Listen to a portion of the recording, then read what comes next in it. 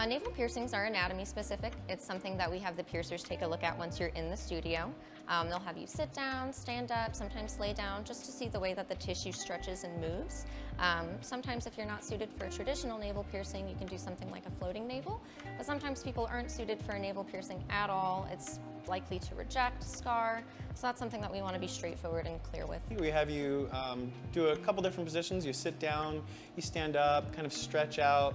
We really want to see how your anatomy for the navel moves around. When we have you sit, we kind of see how it collapses and see how it alters to where if you, say, have a large gem at the bottom and you sit and your navel collapses horizontally, you probably wouldn't want that because it's going to be pinchy, it's going to poke into the bottom of your navel, it's going to have the top stick out like a unicorn horn, and that's just not going to be comfortable. For that, I usually say the first two tricks with healing piercings is you want to do your best to enter and exit as close to 90 degrees to the skin, and you want to distort the natural resting position as minimally as possible.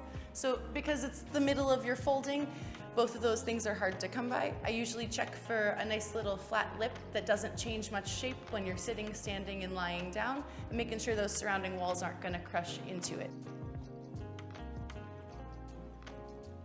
A floating navel is where the jewelry is, majority of it is sitting on the top of the piercing and you don't really see much on the bottom, whereas your traditional navel piercing, you see a larger gem on the bottom with a smaller gem on top. Which is a slightly different style of jewelry where we do a little flat disc or a little bead on the bottom. That way when your navel collapses, it just collapses against a tiny little disc or a tiny little bead. That way it's not kicking the jewelry forward, causing excess movement, irritation, and possibly migration over time.